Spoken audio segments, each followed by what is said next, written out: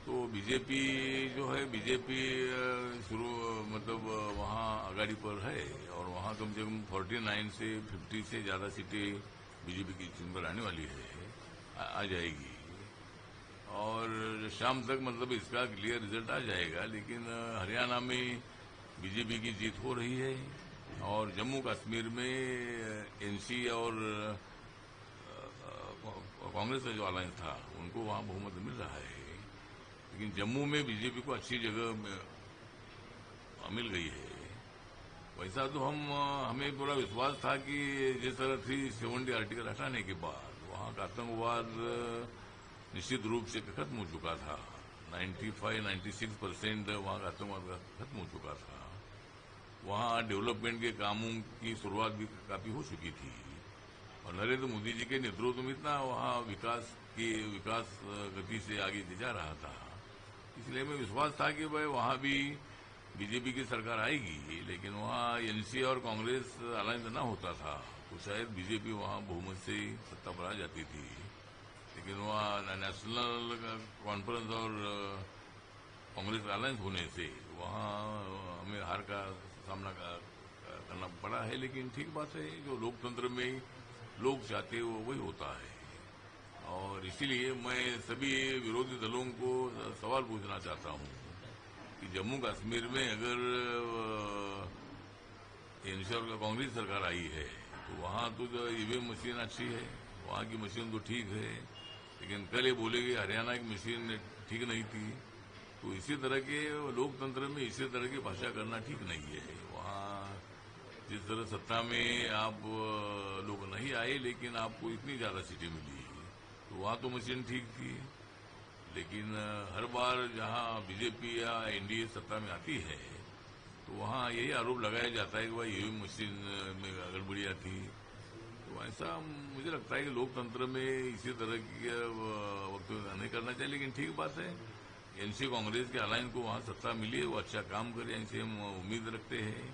और हरियाणा में बीजेपी बहुत अच्छा काम करेगी, वहाँ अच्छा लोगों को लेकर आगे बढ़ेगी, ऐसा हमें पूरा विश्वास है। उसके बाद महाराष्ट्र और झारखंड में भी चुनाव आ रहा है।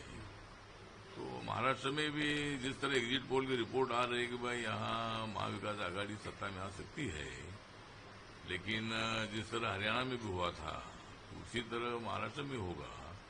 महाराष्ट्र में जरूर हमारी महायुति सत्ता में आएगी और हमें क्लियर बहुमत मिलेगा, ऐसा हमें पूरा विश्वास है। जिस तरह लोकसभा में संविधान का मुद्दा जो चला था, संविधान का मुद्दा चला था, रिजर्वेशन चला जाएगा ये मुद्दा चला था, उससे हमारा काफी नुकसान हुआ था। लेकिन मुझे लगता है कि अभी वो मुद्दे नहीं चलेगी। अभी विकास के मुद्दे पर ही महाराष्ट्र का चुनाव होगा और मुंबई और महाराष्ट्र का विकास के लिए भारत सरकार ने बहुत सारी योजनाओं के लिए पैसे दिए हैं। राज्य सरकार ने भी लगातार 2.5 साल में एकनाथ शिंदे, देवेंद्र फडणवीस, अजितदादा पवार जी, इन लोगों ने भी मतलब बहुत सारे निर्णय फटाफट निर्णय लिए हैं।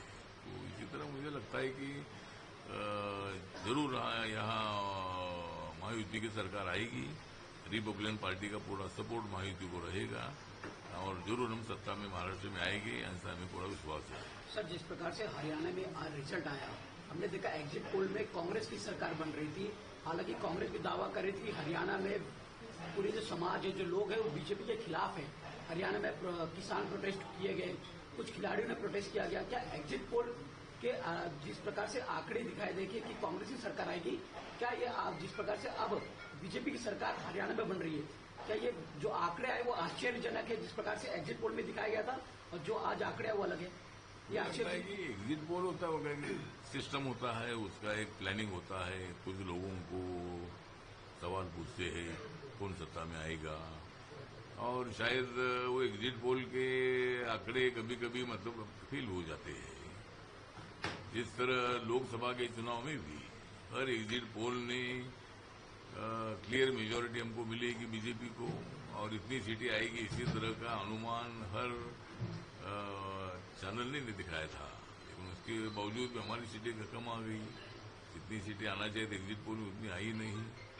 उसी तरह अभी यहाँ भी हरियाणा में भी हुआ है कि यहाँ कांग्रेस आएगी, ऐसा उन्होंने मतलब अनेक एग्जिट पोल में बताया था, लेकिन अभी अभी मतलब मुझे लगता है कि जो ये मतलब रुझान आए हैं, रिजल्ट आए हैं, ये रिजल्ट बहुत ही अच्छे रिजल्ट है।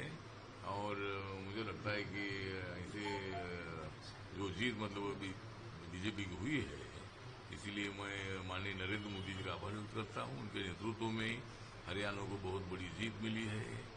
और वहाँ जो हमारे मनोहर लाल खट्टर जी जो वहाँ के एक्स सीएम हैं, अभी जो नए हमारे सैनी जी उधर के हैं, दूसरे बड़ौली जी जो वहाँ के प्रदेश अध्यक्ष हैं, सबका मैं हार्दिक आभार व्यक्त करता हूँ, अभिनंदन करता हूँ।